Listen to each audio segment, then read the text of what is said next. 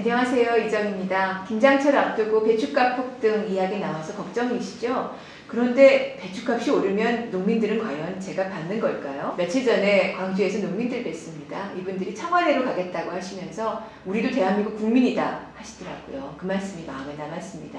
그렇죠. 농민도 주민등록번호가 있는 국민이죠. 이분들은 청와대에 기초농산물은 정부가 직접 수매하자 이렇게 말씀하십니다.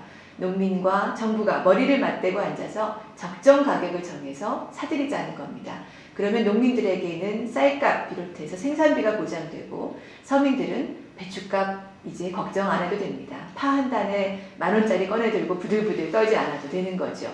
어려운 일이 아닙니다. 예전에는 쌀을 이렇게 했습니다. 그때 적어도 농민들은 쌀 농사만큼은 안심하고 지을 수 있었습니다.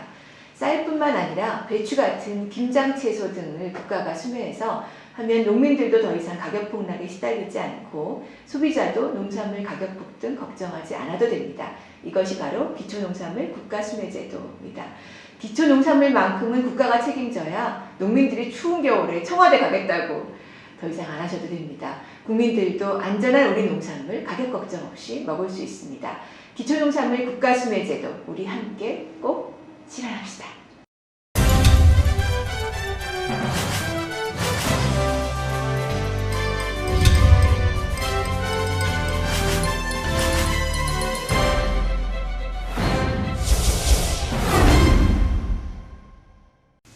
글로벌 경영에 바쁘신 정몽구 회장님, 우리 법대로 합시다. 이정입니다. 오늘은 현대자동차 정몽구 회장님께 한 말씀 드립니다. 연비 과장 문제로 미국에서 무려 7,700만 달러에 달하는 소송을 당하셨다지요.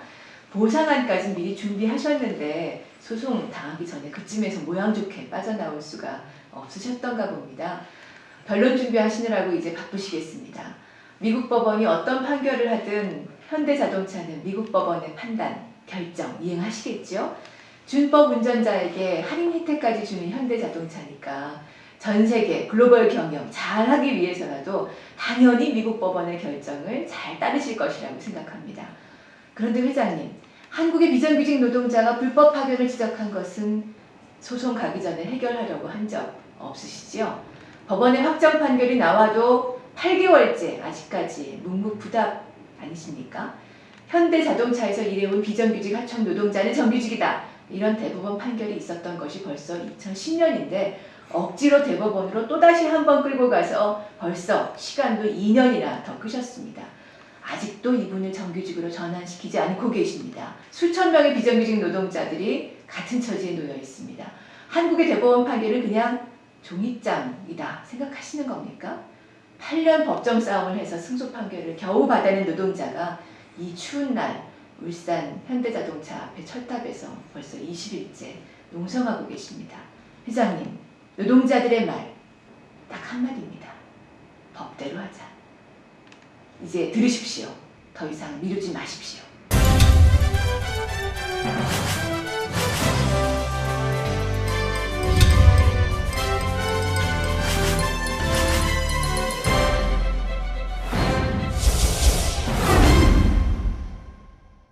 움직이는 거 TV통으로 봤는데요. 대단히 기대를 하고 봤거든요.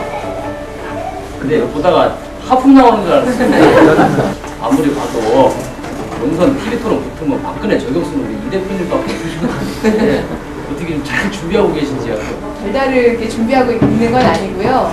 그동안 차근차근 저희 통합진보당 수첩을 갖고 다니면서 통합진보당 수첩에 만나는 분들의 말씀을 다 적어놨습니다.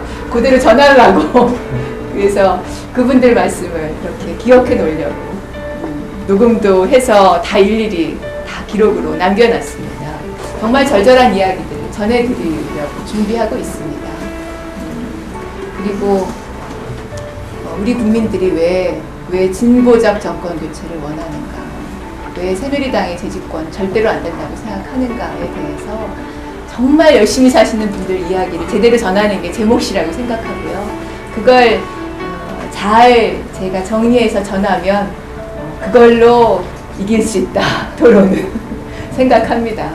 그리고 우리 진보당이 왜 이렇게 어려운 과정을 거치면서도 끊임없이 밑으로 들어가려고 하는가 그 마음 국민들께서 눈빛 보고 알아주실 거다 이렇게 생각하고 눈빛을 맑게 하려고 애쓰고 있습니다. 잘하겠습니다.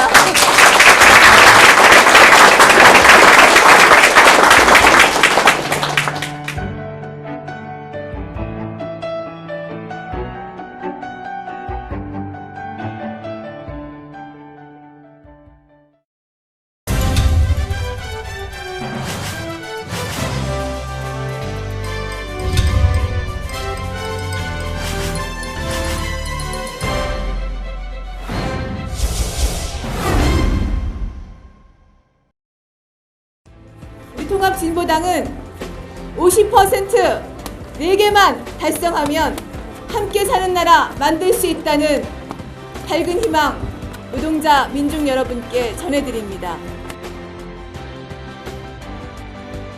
함께 사는 대한민국 4가지 50%.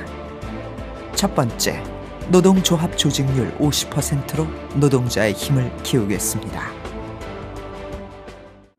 전 세계 양극화를 불러온 신자유주의, 시민들의 분노는 폭발했고 전 세계로 확산되어 갔습니다. MB 집권 5년, 대한민국의 양극화는 극심해졌고 복지 수준은 최하위로 떨어졌습니다. 대안은 있습니다. 스웨덴, 덴마크, 핀란드 등 양극화 지수가 낮은 복지국가들은 대부분의 노동자들이 노동조합에 가입되어 있었고 그들은 노동조합을 통해서 자신의 권리를 지키고 확대할 수 있었습니다. 이에 비해 대한민국 노동자들의 90%는 노동조합의 보호를 받지 못하고 있고 800만이 넘는 비정규직 노동자들의 경우 98%가 노동권의 사각지대에 내몰려 있습니다. 경제민주화의 핵심은 노동조합과 농민의 조직이 튼튼히 만들어져서 자본과 대등한 조건으로 협상 테이블에 앉는 것입니다. 노동자의 권리를 보장하지 않는 복지국가, 경제민주화는 한낱 공상에 불과합니다.